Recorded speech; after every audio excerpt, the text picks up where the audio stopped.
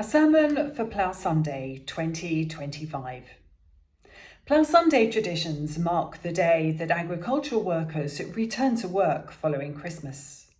Motivated and inspired for the future growing season, the workers put Christmas behind them and returned to the land with God's blessing upon them. Those of us supporting farming communities will be aware of the distress surrounding the impact of the recent budgets on UK farming.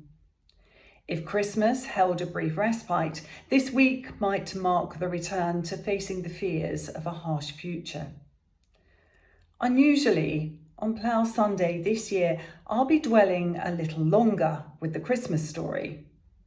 This isn't about avoiding reality. It's because I think there are some riches within Luke's telling of the birth of Jesus that might inspire us to step less fearfully into the new year.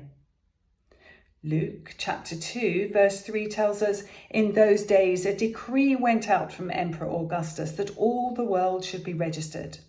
And this was the first registration, and it was taken whilst Quirinius was governor of Syria. All went to their towns to be registered."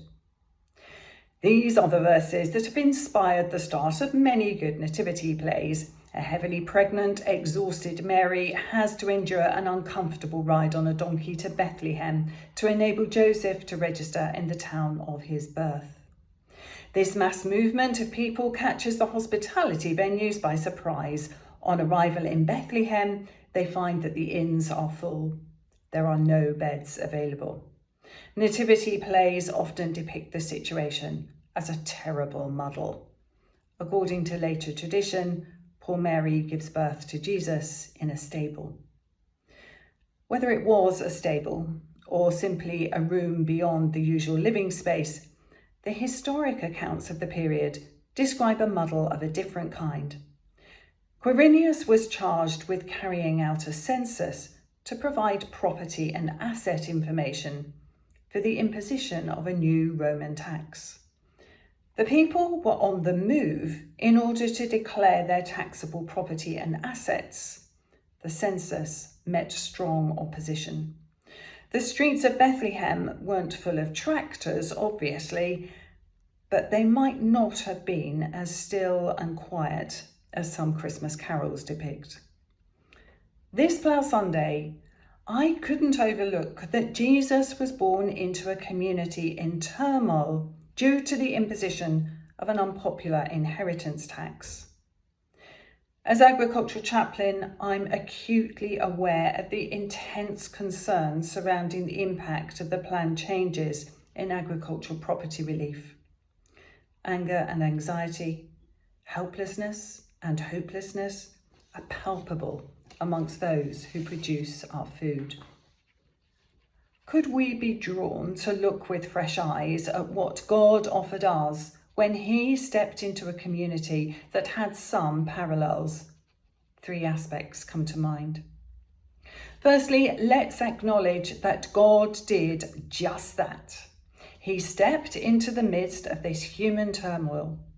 Arriving as a human baby into the thick of this sent a strong message.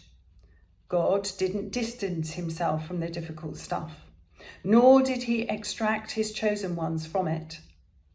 In Jesus, he simply came alongside us, assuring us that he's in this with us. It's a message that hasn't diminished.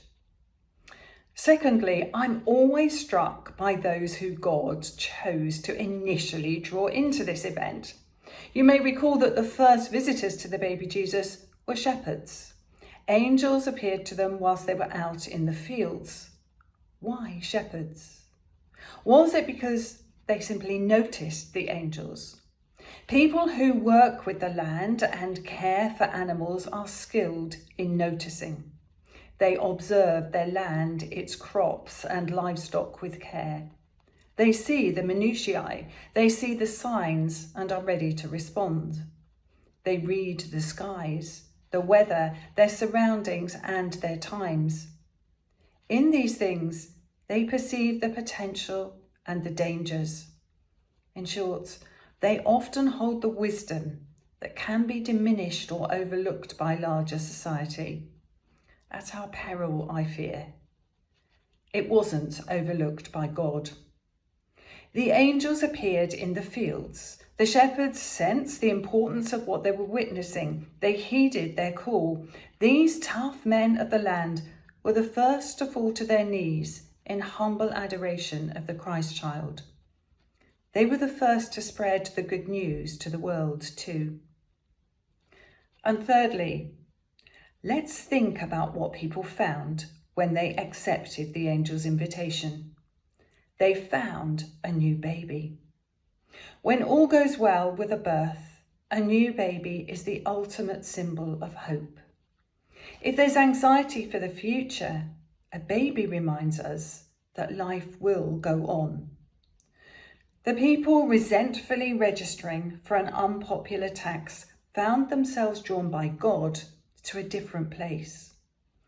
It was a peaceful, burdenless, holy place where hope was palpable. Luke's gospel tells us that the shepherds returned to their fields, glorifying and praising God for all they'd seen and heard. What a wonderful image of ecstatic joy in the fields surrounding Bethlehem. Many people who visited the baby Jesus probably couldn't put what they'd sensed into words. That's how it is with holy moments. But words don't matter when it's held in your heart, transforming how you live your life from henceforth. Perhaps this is a Plough Sunday to let the Christmas message of God's gift to us through the birth of Jesus linger for a little longer than usual.